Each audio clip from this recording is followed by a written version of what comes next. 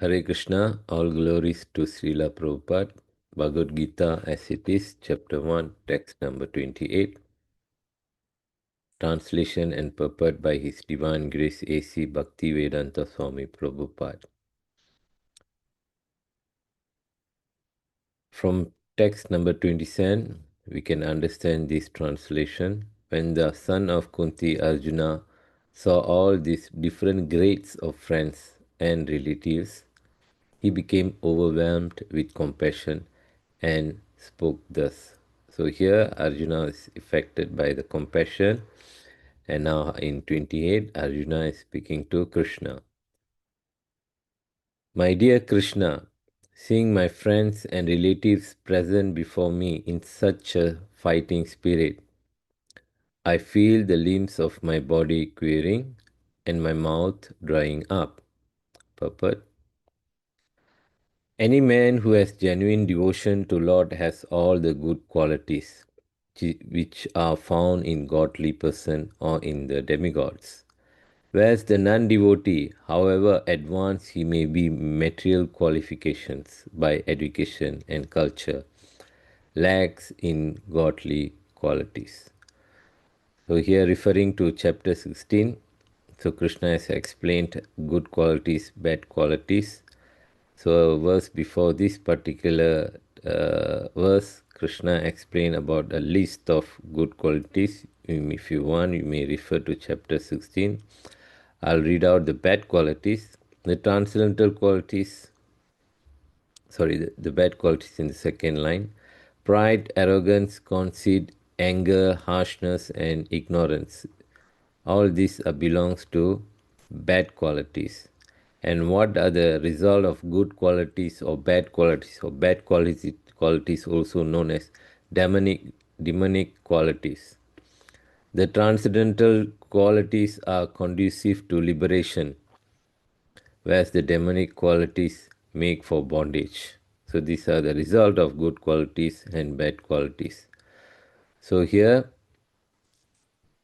because of genuine devotion to Krishna, Arjuna is has these good qualities. I'll continue read. As such, Arjuna, just after seeing his kinsmen, friends, and relatives on the battlefield, was at once overwhelmed by compassion for them who had so decided to fight among themselves. As far as his soldiers were concerned, he was sympathetic from the beginning, but he felt compassion even for the soldier of the opposite parties, foreseeing the immediate death. So here Arjuna was compassion at early beginning itself. Of course, the Pandavas was trying to avoid this fighting from beginning itself. Now in the battlefield, Arjuna saw both party. He also felt compassion towards the opposition side, the Kaurava side. I'll continue read. And while he was so thinking, the limbs of body began to quiver, and his mouth became dry. He was more or less astonished to see the fighting spirit. Practically, the whole community, all blood relatives of Arjuna, had come to fight with him.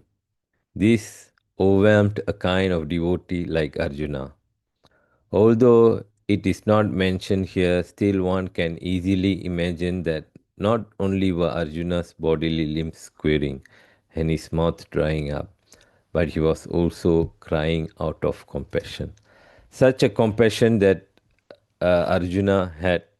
So Arjuna was not having a selected compassion. He was compassion to both parties. He was practically crying out of compassion. So we also should have compassion, not only selected compassion. We also have to be compassion to all other living entities. We also have to compassion to animal. That's why in Sanatan Dharma, this particular compassion quality is emphasized among other three qualities. So here compassion to other living entities is basically not to hurt other living entities by physically or by action, physically or by words. I'll continue. Such a symptom in Arjuna was not due to weaknesses, but but to his soft heartedness. A character of a pure devotee of Lord is said thereof. One who has unflinching devotion for the personality of Godhead has all good qualities of the demigod. But one who has not a devotee of the Lord has only material qualification that are of little value. This is because he is hovering on the material mental plane and is certain to be attracted by the glaring material energy. So Arjuna's uh, compassion is not due to his weaknesses, but the quality that he had by being a devotee of Lord Krishna.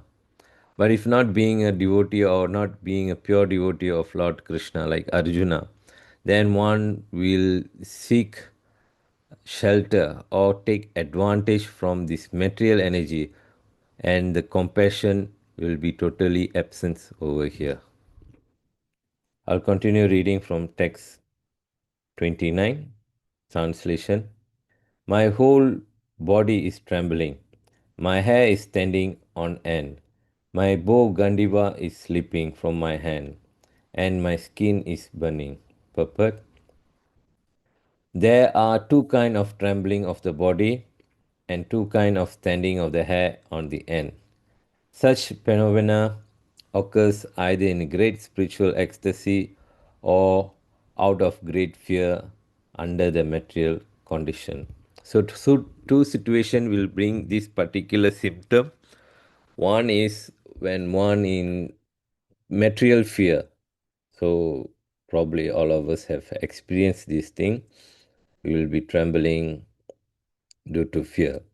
The another situation where one experiences this is when one is experiencing spiritual ecstasy. In this particular state, one will removed of their false ego and establish their real ego. This particular situation one is known as pure devotee, where one knows the relationship with Krishna. Even in the process of devotional service, one may experience this to a certain extent. I'll continue. There's no fear in transcendental realization. Arjuna's symptoms in this situation are out of material fear, namely loss of life. This is evident from other symptoms also. He became so impatient that his famous Gandiva, bow Gandiva, was slipping from his hands, and because his heart was burning within him, he was feeling a burning sensation of the skin. All these are due to material conception of life. So here, Arjuna had this symptom uh, not due to spiritual ecstasy, but due to material fear. Due to material fear, he is not in very defensive mode, but because due to his devotional, he's a devotee of Krishna, pure devotee of Krishna, he was having this particular compassion. What is material conception of life? Referring to Prabhupada conversation in Boston and New York. I'll read the first one. First thing is by chanting, your misconception of life will be cleared. Here Srila Prabhupada referring to chanting the holy name of Krishna, Hare Krishna, Hare Krishna, Krishna Krishna, Hare Hare, Hare Rama, Hare Rama, Rama Rama, Hare Hare. So this particular method prescribed for in this age of Kali for the purification and re-establishing the relationship with Krishna. Your misconception of life will be clear. When we clear the misconception of life, then I can understand that I am a pure soul, Aham Brahmasmi. So, quoting from the Vedanta, Aham Brahmasmi. So, here the conception that we have, that we are thinking that we are this body. We are conditioned and we identify ourselves with this body. So, we must understand this body is a dress and we will be changing it, and we are not this body, we are spirit soul. So, by chanting this holy name of Krishna, Hare Krishna Mahamantra, one able to purify and come to that understanding, or come to the point of state of spiritual ecstasy. In another conversation, Prabhupada said, the whole world is suffering because this misconception of life. Misconception of life, that he has forgotten his eternal relationship with God. So we have to revive it. We have to revive it, this process. So here we have to get cured. Like we are having a disease. When we have disease, then we will follow a particular medication or hygiene process to cure from our disease. So here the main disease that we have is that we have this misconception of life. So this misconception of life has to be cured by the process of devotional service, that one begins with the chanting of the holy name or some other devotional activities. Hare Krishna. Thank you very much. All glories to Srila Prabhupada.